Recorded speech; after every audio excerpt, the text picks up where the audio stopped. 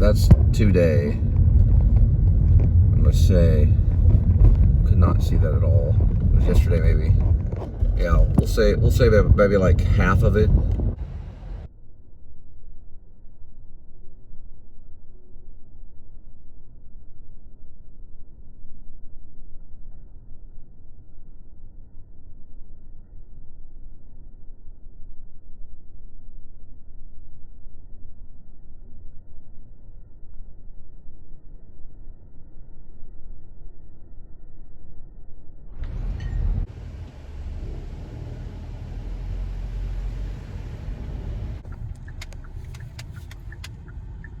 Yeah, there's a little young kid band that they actually rehearse here. This young, they're like young kids that are they're in a band. Okay, so they're not really a kid band. They used to be. The stuff I found on YouTube is when they were just elementary kids playing Jimi Hendrix. They're actually a real band. They're called Up the Street, and you can find them in Facebook under group. Got to go under group though if you're searching, because if you just put in whatever, you won't find them. I finally found them on YouTube and joined their little thing. Down the road, see if I can even go down the road here. Yeah, they're probably an upcoming band. I'm gonna see if I can listen to them. But when I went on YouTube, I was like, this guy. I said, I dropped off a pizza the other day. I heard them practicing. Like, they sound pretty good. Well, he goes, yeah, they're called Up the Street. I guess that may be their dad or something. It could be like the next Lynyrd Skynyrd. But I go, yeah, they sound pretty good. And he goes, yeah, check them out, YouTube. I go on Up the Street, and it's like these young kids playing on YouTube. Like Jimi Hendrix. Like, that didn't sound the same. He's like, no, that was when they were younger, when they were first starting off, like 10 years ago, when they were like 7 and 8, 9 years old and whatever. So they've been around for like 5 years. I said, well, did you check out Heim? Which is a barbecue. It means home in German and Yiddish, but regardless, it doesn't matter. It's a barbecue place. I said, they have the Squeeze Box played there just the other day. I was like, do they check them out? And he's like, yeah, well, there's some venues. And he started naming off all these venues in Fort Worth. Back in the day when you had a band, you had the Hop and you had Joe's Garage. Those are like two big, if you played at the Hop, hey, that's pretty impressive. Or if you played at Joe's Garage, that was like where Pantera would show up. Pantera would show up at Joe's Garage. So it's Suicidity. They never made it, but I thought they were a pretty good band. A few other bands have played Joe's Garage. It wasn't really that hard, Heim, this is Robert's Cutoff. White Settlement goes down this way. And Heim is a place right down there. That's a barbecue place. You can't really see it from here. Also, be careful, no turn on red right here. You barely can see that. You can see right lane must turn right, but they need it right under there where it says no turn. They'll have a cop posted about 100 yards down that way. See how he's doing it? And then he'll get him. And they got red and blues flashing, like they'll get him too. If he'll think he's not seeing it. See right here? So it's a trap. I didn't notice it until Linda told me at one time. But yeah, no turn on red right there. That'd be a good name for a band. No turn on red. It could. They're just called Up the Street, and I could not think of that because it's catchy. There was the E Street Band, which was what's his name? Bruce Springsteen. Yeah, that one you can kind of remember. But Up the Street is that's just what they're going by. They're just kind of a standard band. 743 1.7. So Up Street Band. There's a guy.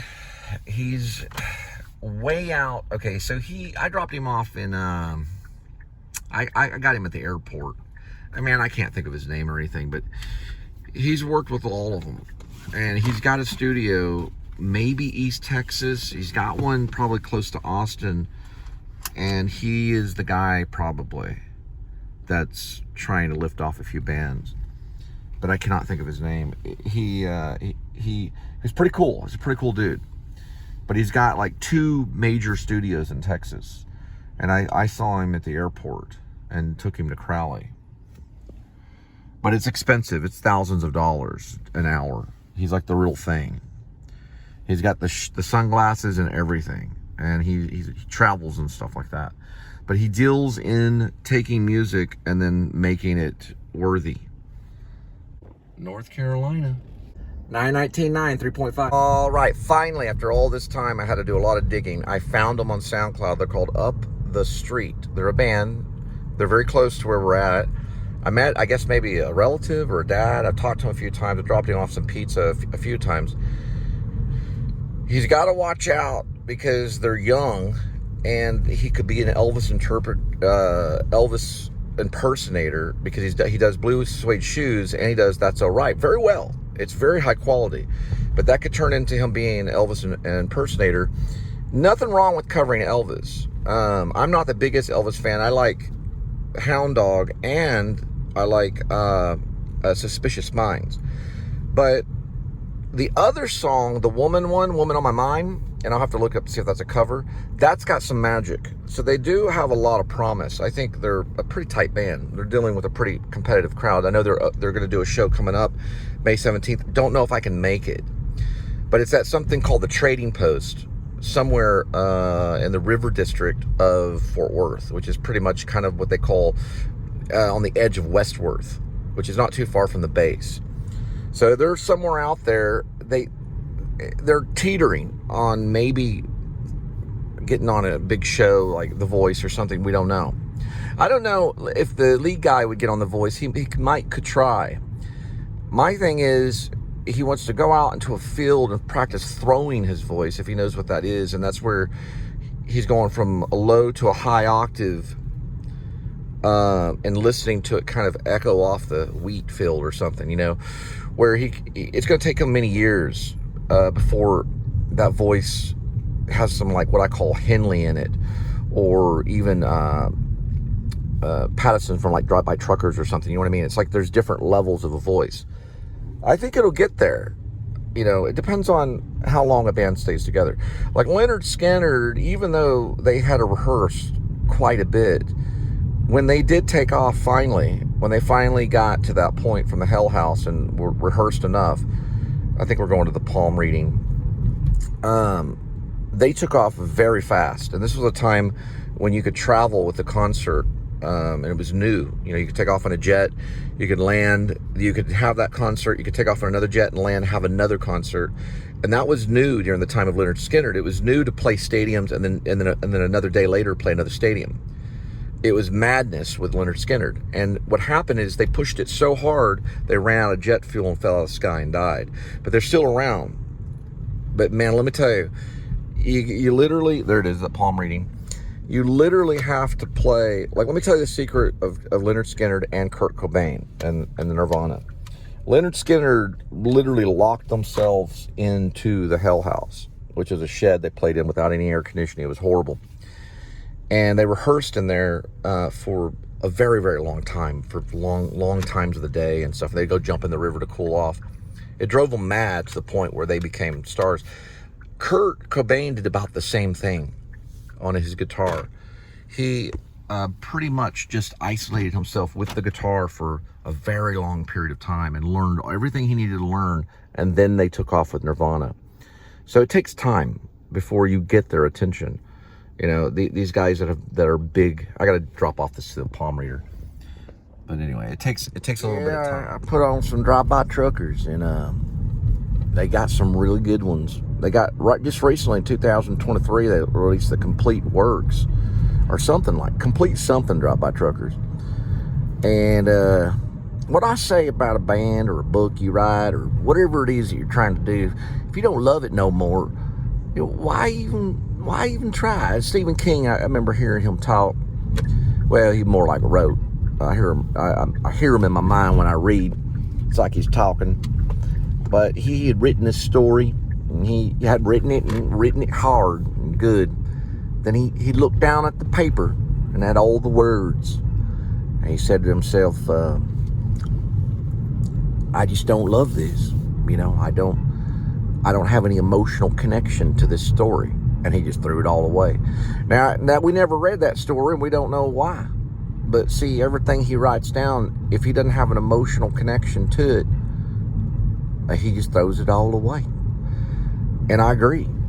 You know, you gotta love it. And the drive-by truckers, the thing is they're not, you know, they're not New Order or, you know, they're not Kiss or A.D.W.C or anything, you know.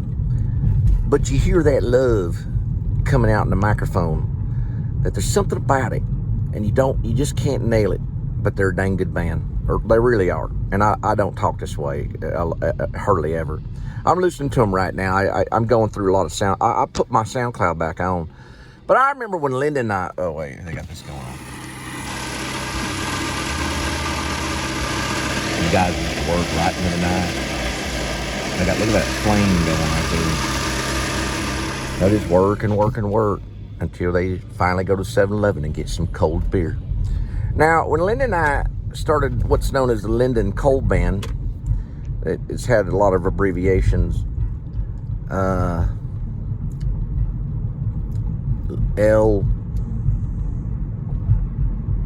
don't remember. We did this one thing where we put in like LSD in there just to make the Beatles mad. A lot of the Beatles didn't care. I don't think there's a lot of them left to care. But we're the Linda and Cole Band back in the day, and I might bring that name back. I kind of miss it for some reason. The Linda and Cole Band. And I said, well, look, why don't we're making all these movies on my phone. And I said to myself, well, why don't we just be the Cole and Linda Filmmaker Band? Which that's what ended up on Bandcamp. It's secretly the Linda and Cole Band. But that's who the Cole and Linda Filmmaker Band on my Bandcamp. And let me tell you the sad news about the Bandcamp is Linda's not on that. I hired a lady, this older lady. She got real mad at me after I recorded it, because I don't know if I was able to pay her. But she came in, showed up at Guitar Center. I said, I got this song I want to write. It's called Control. Think of David Bowie and all this weird stuff. And she said, okay, I'll sing it with you, you know. But Linda was supposed to be on that. She went to Dallas for a while. She had to take some time off from the band. But I recorded at a Guitar Center for $10 inside one of those studio recording soundproof booth things that you can rent that have drums in them. I don't remember the lady's name, but she did show up, and I think I put a message on the call board, or what they call a cork board, in the back by the restrooms, and she answered it. I said, well, can you sing? She said, well, here's some of my stuff. She was singing karaoke or something like that, the Four Non-Blondes. And I said, you know, that'll be okay, you know. Basically, you know, we always got this. And she said, okay. And then we did the recording, and I put it on SoundCloud. That ain't Linda. That's just a filler. I said, if it makes $1 million, I'll either give you some of it, or we can just meet in court or whatever. You know, I was kind of joking. But I don't know how much attention. You got to go to the Cole and Linda Filmmaker Band on Bandcamp to listen to it. It's called Control. We rehearsed it for about an hour, and then we recorded it. But anyway, I don't even remember what I was talking about. Oh yeah, Drive-By Truckers. Well, they got a sound that has age in it, you know, and it just makes you talk like this. All right, another night of delivery. We're gonna head back and see Linda and what is Kitty doing? And Kitty. Why are you trying to drive, Kitty? Were you trying to drive? What are you doing? Cookie.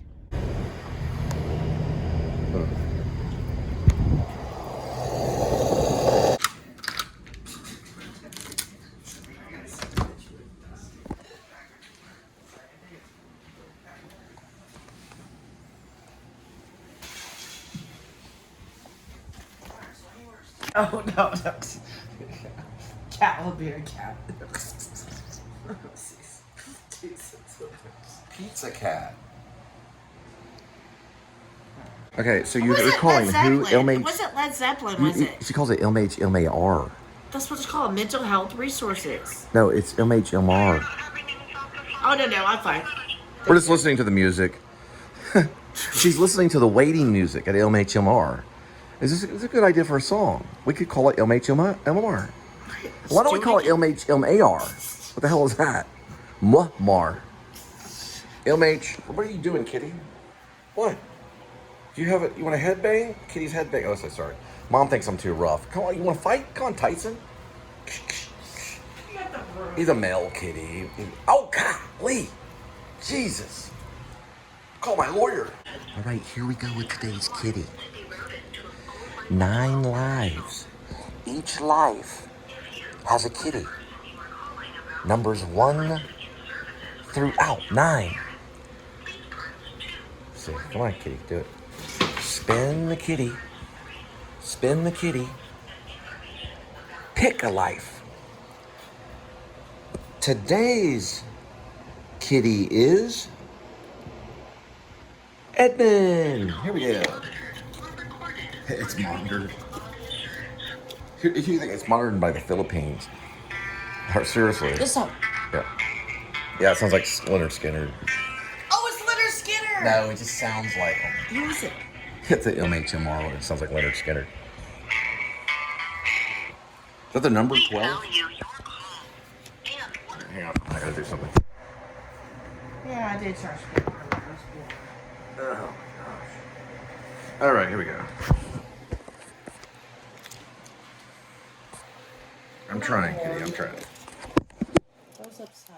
Shh, nothing personal right now. Just give me a second. You better watch out for this. Shh. Yeah, no, I don't think I got. Oh, like, hold on, hang on. Here we go.